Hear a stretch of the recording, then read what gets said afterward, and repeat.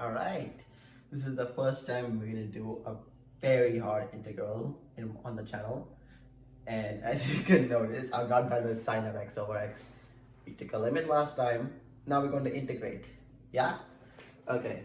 I'm gonna skip all the thing, and I'm gonna tell you that this does converge, and also bear with me because what I'm gonna pull is gonna confuse me sometimes with all the numbers flying around. So if I make a mistake or seem lost in my thoughts, I'm sorry. But as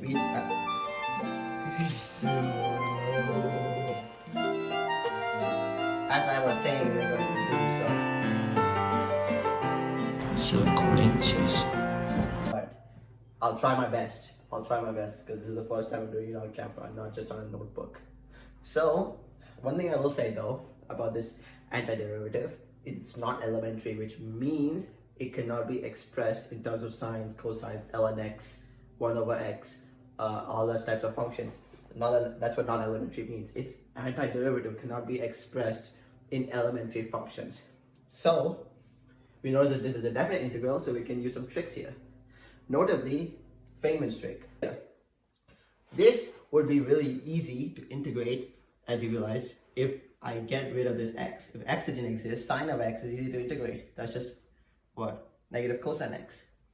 So let's think of a way I can try and get rid of x. Let's think of it this way. So let's bring sine of x here over x.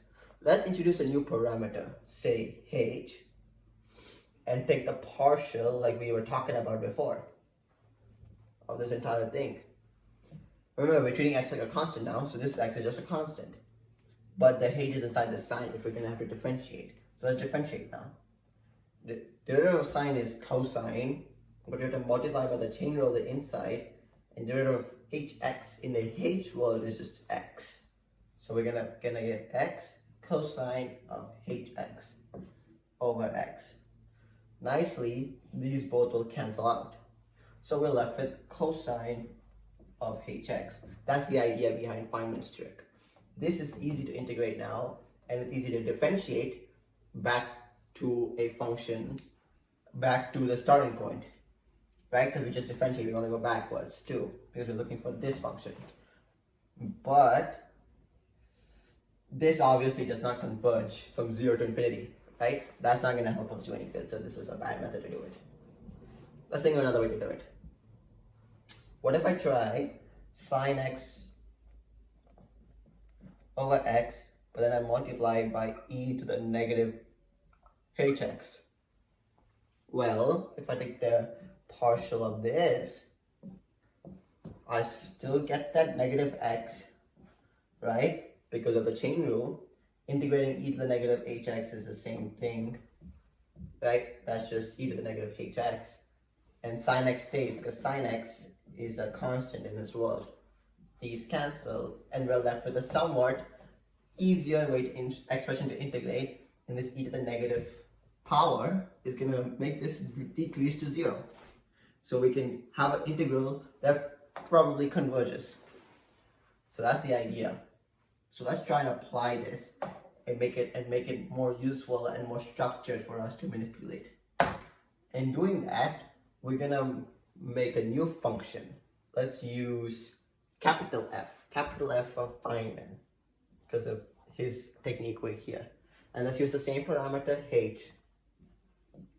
And let's say this is equal to the integral from 0 to infinity of sine of x over x, right?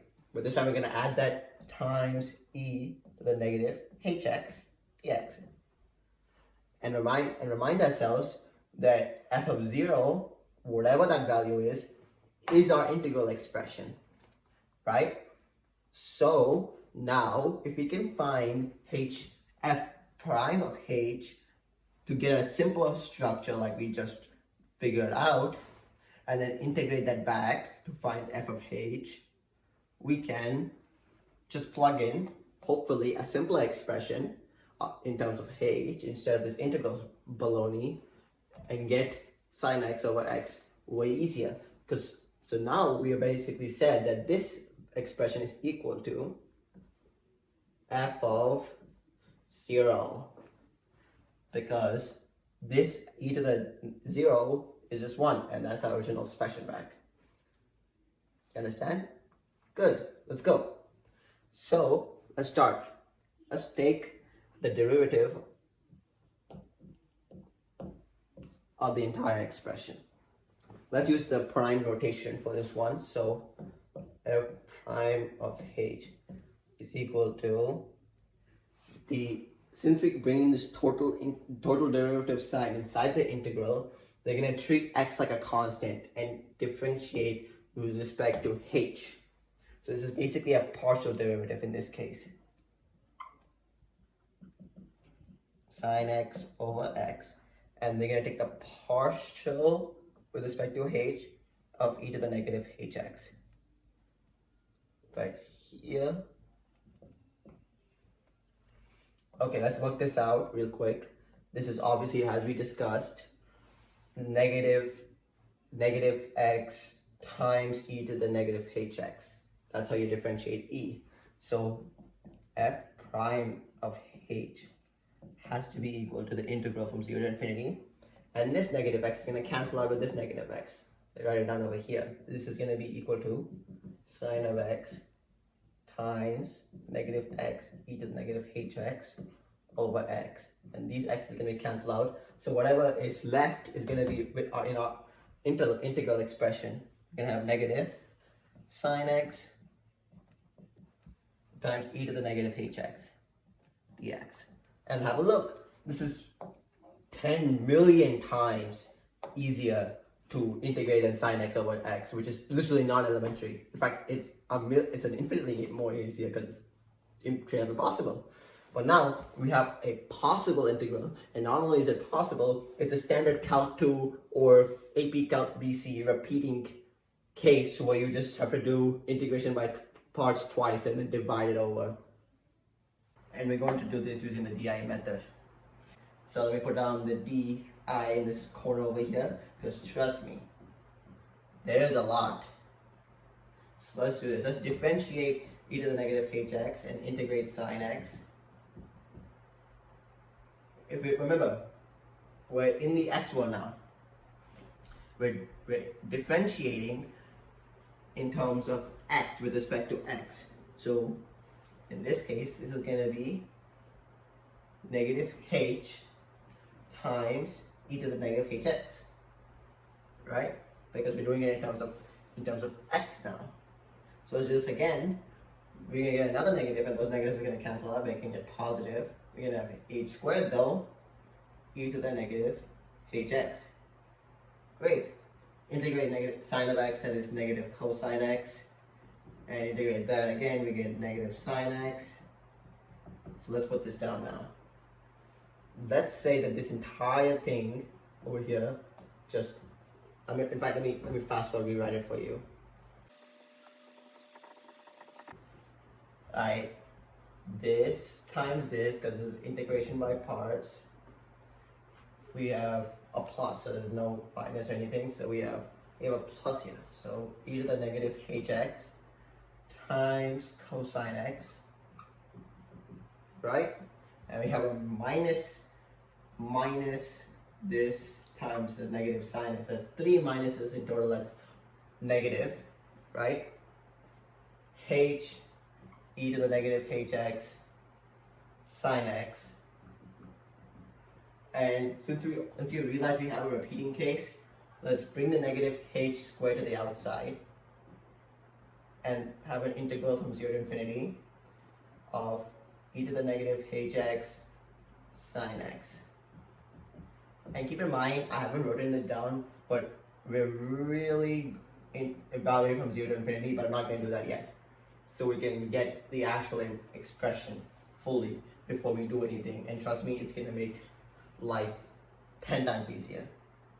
So let's do some algebra now. Since we're looking for this expression, right? And we have it in terms of two different variables. I forgot the dx, I just realized that. right? Two different variables on two different sides of the equal sign. Let me add that over on this side, right? And then I'm gonna factor a negative. Actually, no, let's not factor the negative. I think it's probably better to not. So let's do that. So we add that over. We're gonna get h squared minus 1 times the integral, because remember, we're adding the coefficients really. Sine x. Let's divide h squared minus 1 on both sides so we can get an answer.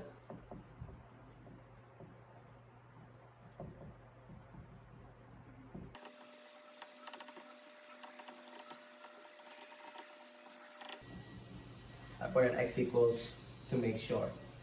So let's evaluate now. So let's put an infinity in. Or I should, before the calculators get mad at me, I'm not putting infinity in. I'm seeing what the value is when I approach infinity. I'm taking a limit.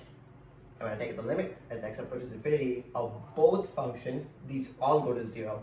Because this e to the negative infinity is just a microscopically small value that it basically is 0. So this is basically, let's put that 1 over h squared at the top. H squared minus 1, right? And we're going to get 0 minus. Okay, now we put a 0 in. These all go to 1 when we're talking about 0. So we're going to get cosine x minus h sine of x. Sine 0 is 0, so this all goes to 0, right? Cosine of 0 is 1, so we're going to have a minus 1. So this is really just negative 1, because 0 minus 1 is negative 1. So, in fact, f prime of h is just negative 1 over h squared minus 1. Whew! All of that math just for negative 1 over h squared minus 1. And guess what? We ain't even done yet. That's step 1 of Feynman's technique. We need to find f of 0. We are f prime of h. We need to integrate to get to f of h and then plug in a 0. So let's do that right now before I take a quick eraser break right now. Okay, we're back. So now, as you can realize, board is empty. Clean slate. That's step 1 is done. Now we're going to do step 2. We're going to integrate f prime of h and also dh. Oh, that thing fell. dh, right? So we can get our f of h back. So let's do that. Let's bring that negative out to the front, and we're going to realize that's 1 over h squared minus h. That is your cookie cutter inverse tangent.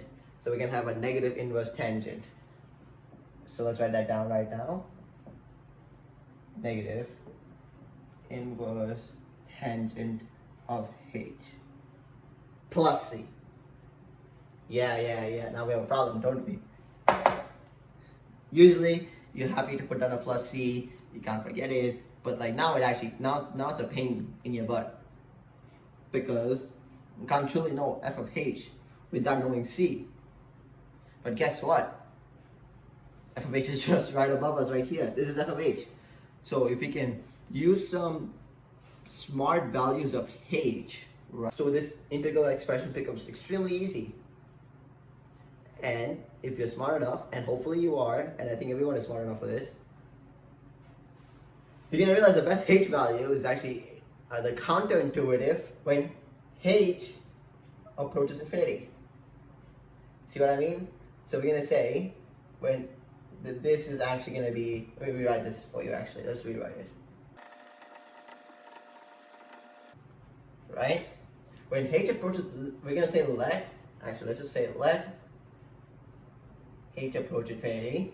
When h approaches infinity, this integral becomes 0, because e will become such a big number, actually it's a small number that is going to dominate this expression and make it 0. The entire thing will be 0. So in fact, when h approaches infinity, this side actually is going to be 0. Inverse tangent of infinity though is a little tricky, and since we're considering, only h values bigger than 0, yep, when h is infinity, inverse tangent goes to pi over 2, but we have a negative, so it's going to be, this is going to be negative pi over 2 plus c. And guess what? C is actually equal to pi over 2. Nice. So we know C, so we know f of h actually just equals the negative inverse tangent of h plus pi over 2. Whoa. We went from this convoluted integral to just a simple inverse tangent and a constant. I think that's so cool. Anyways, let's bring this here. We're gonna have to remember, we're finding f of 0. That's the goal, because f of 0 would be this integral expression here. So let's plug in a 0. Luckily, there's no limits in this case, so we can just comfortably plug in, because this is going to be defined at 0. Inverse tangent of 0 is 0. So ladies and gentlemen, this famous convoluted integral that is not elementary, looks scary, is just, let me write that down real quick, equal to pi over 2. And we are done.